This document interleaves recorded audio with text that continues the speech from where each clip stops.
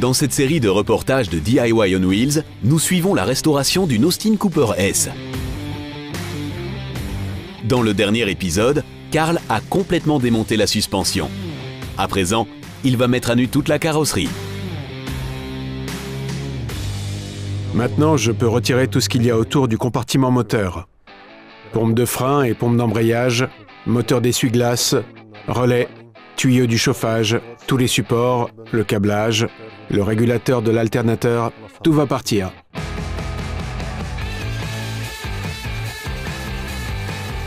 Tous les branchements électriques sont également défaits.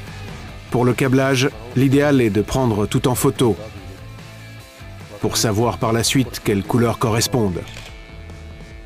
Vous retrouverez évidemment tout dans le schéma électrique du véhicule, mais une photo vous garantit des repères beaucoup plus faciles à retrouver. Dans un épisode précédent, j'avais remarqué que le tableau de bord ne tenait plus. Voilà la cause. Il est cassé ici. Je vais donc pouvoir le remplacer. Il y a des traces d'oxydation. Même pas mal au fond de la boîte à fusibles. On va aussi la remplacer. Le faisceau de fil lui-même est encore en bon état. Certains fils ont été montés par la suite comme celui-ci. Ils les ont placés ensemble avec un fusible supplémentaire, probablement pour les phares. Mais en fait, ce n'est pas le bon plan d'ajouter quelque chose à des fils existants. Peu importe ce que vous ajoutez comme extra, vous ne pouvez pas le brancher à l'ancien faisceau de fil. Faites plutôt un circuit à part, séparé de la batterie pour ne prendre aucun risque.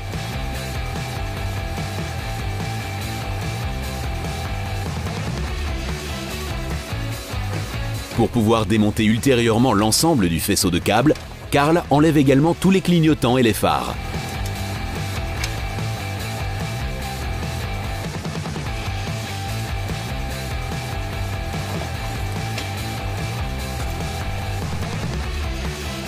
Après les phares, c'est au tour des pare-chocs. Il faut que tout ait disparu pour pouvoir repeindre la carcasse. Quand on restaure une carrosserie à nu, le but est évidemment de tout bien enlever. Chaque vis, clip ou rivet. Tout doit avoir disparu. Et ça ici, c'est très important pour la Mini, comme pour n'importe quelle voiture. C'est la plaque d'identification. C'est encore l'original, donc il faut vraiment y faire attention. Et à quoi voit-on que c'est l'original? Les lettres et les chiffres sont estampillés au verso. Ces plaques peuvent encore être achetées neuves, mais la plupart des gens y apposent leur numéro en longueur. C'est comme ça qu'on voit la différence. Il s'agit toujours de l'original, et non d'une réplique.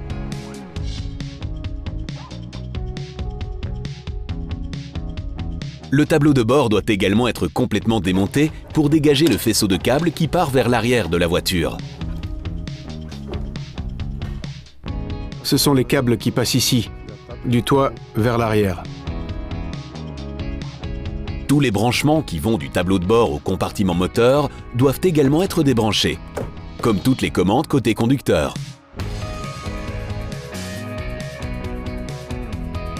Et voici la commande pour les lave-glaces. C'est juste une pompe. En principe, plus vous pompez, plus ça pulvérise. Mais ça ne fonctionne pas si bien en vrai. À remplacer aussi. Les voitures de rallye avaient tout un réservoir supplémentaire accroché sur le côté du copilote, mais avec un moteur électrique. Pourquoi à l'intérieur? Parce que ça leur permettait de faire le plein en conduisant. Quand on commence à manquer de carburant et que le réservoir est dans le coffre ou près du moteur, impossible de voir le niveau. Comme ça, ils voyaient exactement où ils en étaient. Ce système aura donc besoin d'être remanié lors de cette restauration. Et maintenant, je vais démonter les pédales.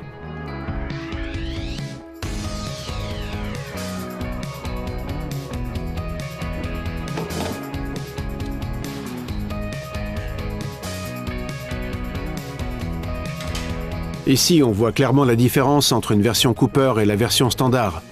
La boîte de vitesse de la Cooper avait une rallonge.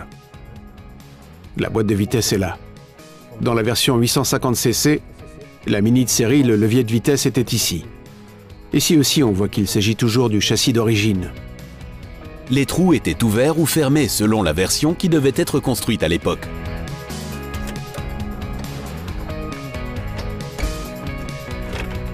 Et ce clapet est visiblement bon pour la poubelle. Karl devra en commander un nouveau. Toutes les connexions du tableau de bord sont déconnectées et le faisceau de fil est donc complètement libre.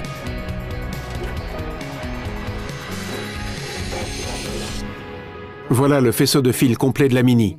Je pense que je vais le réutiliser. C'est l'original et l'isolation d'origine semble toujours en ordre. Je ne réparerai que les fils qu'ils ont ajoutés. Je vais donc réutiliser ceci.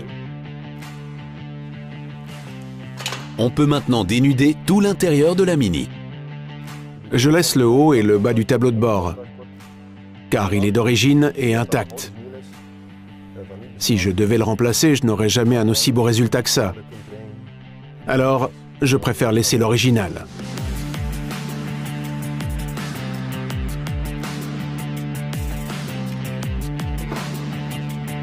Pour travailler plus facilement, Karl enlève d'abord les vitres latérales arrière de la voiture.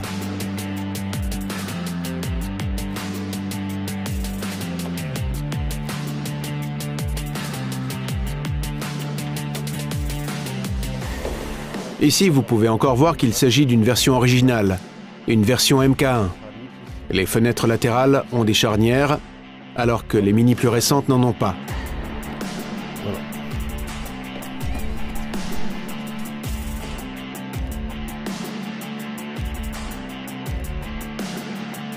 Après les vitres latérales, on peut enlever la vitre arrière. Je vais renouveler cet encadrement. Il s'agit en fait d'une pièce moulée en plastique avec une couche de chrome sur le dessus. Mais le soleil ne l'a pas épargnée. Dans ce cas-ci, je ne peux plus rien en faire.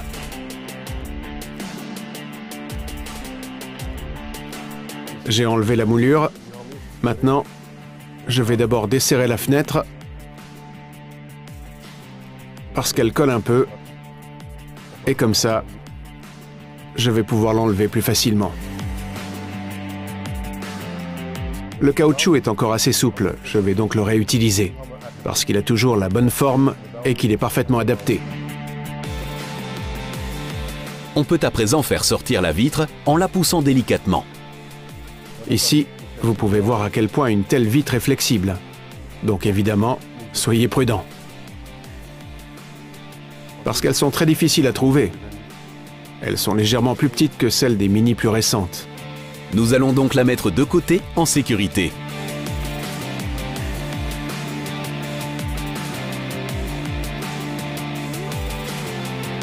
Et ce caoutchouc, je le garde pour le réutiliser. Maintenant que les vitres ont été enlevées, je peux facilement enlever les ceintures. Parce que je dois aussi passer par le coffre pour tenir les boulons. Et par le haut pour les desserrer.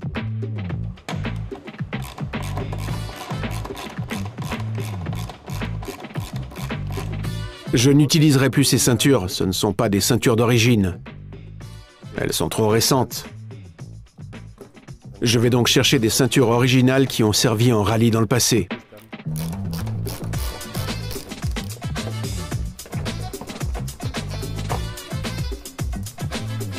Je démonte la banquette arrière maintenant.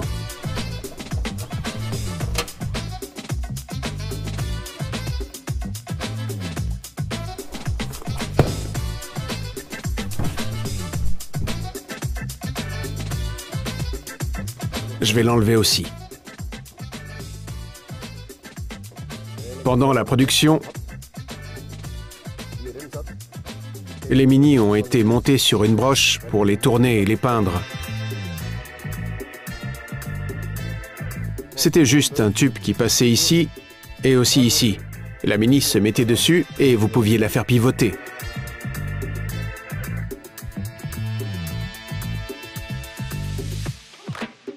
Autour de ce qu'il reste encore à l'intérieur.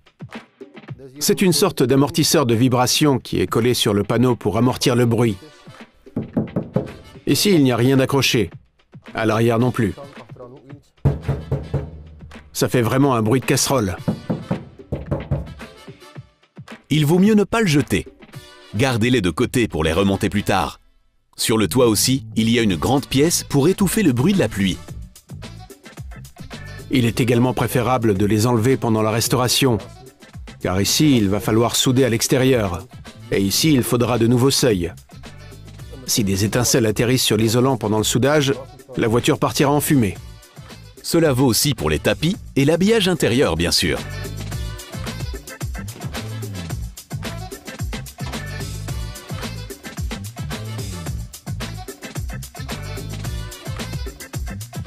Ici, vous pouvez voir le résultat d'une Mini qui a été mal mise sur le cric. Et ici, il y a aussi des traces de rouille. Lors du passage en carrosserie, ça sera réparé.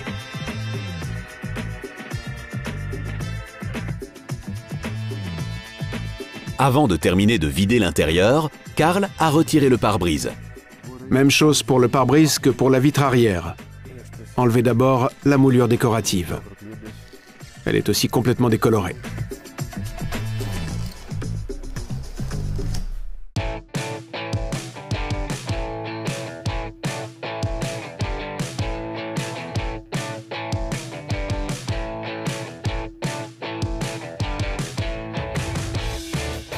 Une fois le pare-brise enlevé, il peut facilement déshabiller l'intérieur. C'est ensuite au tour de ce qu'il reste de l'extérieur. Maintenant, je peux démonter le reste de l'arrière. Feu arrière, pare-choc, plaque d'immatriculation, serrure de coffre, etc.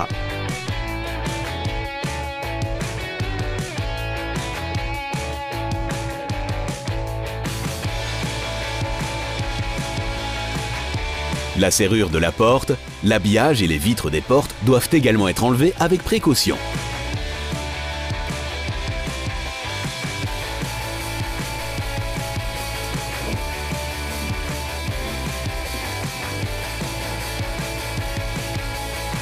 Les deux portes vont devoir être entièrement rénovées en carrosserie. Si je la soulève un peu,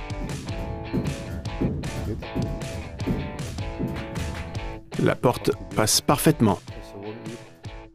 C'est juste cette charnière qui est usée. Cette porte doit être enlevée pour y mettre de nouvelles charnières. Et je vois qu'il y a beaucoup de mastic en dessous.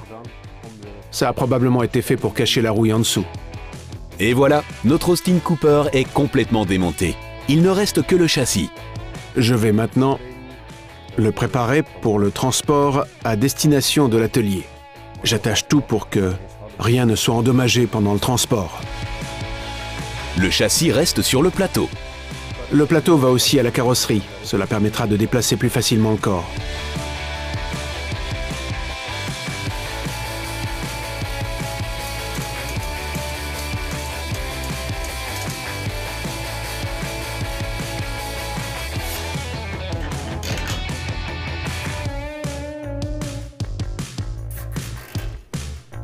Voilà, tout est sécurisé. On peut partir sans risquer de perdre des morceaux.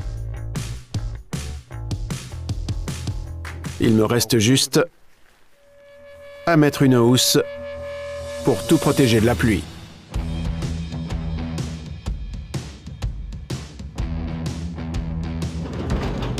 Après cela, Karl peut amener le châssis à la carrosserie. C'est facile car il est toujours sur le plateau et peut être chargé sur une remorque.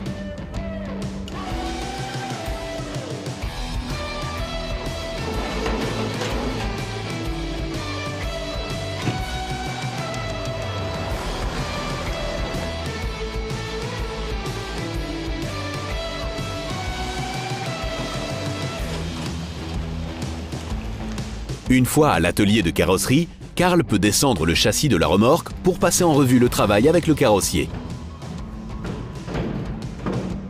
La base est un châssis raisonnablement sain, mais le client veut en faire une voiture de rallye. Ah oui, ok. Comme les voitures d'usine, avec un toit blanc. Oui. Pour faire bref, il y a un problème avec la porte. Ok. Il y a de la rouille en dessous qui a été mal réparée auparavant. Ouais.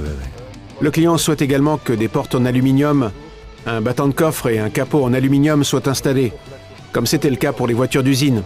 Ce panneau de porte doit donc être enlevé de toute façon. Ça aussi, c'est un problème. Oui, elle coince un peu, oui. Ouais, elle coince, c'est la charnière qui est mauvaise. Faut donc la remplacer. Oui, elle coince. C'est la charnière qui est mauvaise.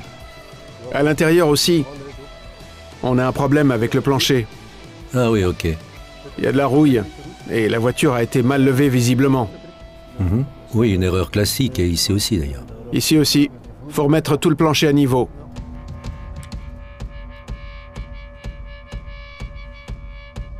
Le trou du rétro. Ouais, qu'il faut reboucher aussi.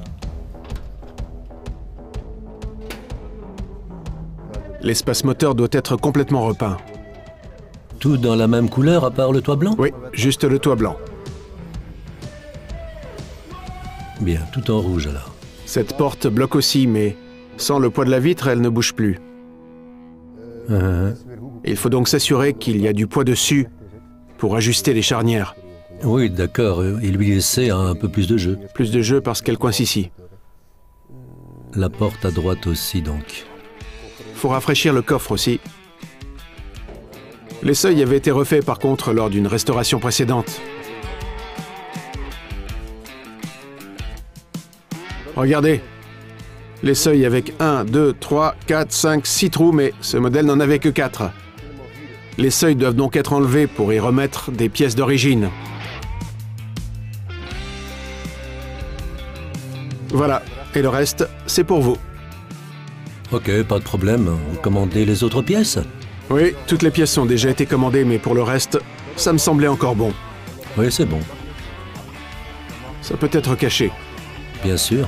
Nous allons nous en occuper, oui. Cette porte est vraiment bien conservée. Oui, elle est bien, mais il faut rajouter un panneau en aluminium. Ok. Quand on passe sur le panneau, Plein de bulles, oui. il y a encore du plâtre. Et il y a de la rouille ici. Et ici aussi, oui. Faut donc réparer cela aussi. Et l'autre côté aussi, je pense. Et sur le haut, il y a aussi de la rouille. Il vaudrait mieux décaper pour voir ce qu'il y a en dessous. Quand on regarde bien, on voit une différence de couleur derrière. Oui, oui. Une mauvaise réparation. Ah oui, elle a déjà été repeinte, en effet, ok. Ça devrait le faire. Aucun problème. Vous découvrirez la suite plus tard dans cette série de DIY on Wheels. Dans le prochain épisode, Carl commencera à travailler sur le bloc moteur démonté.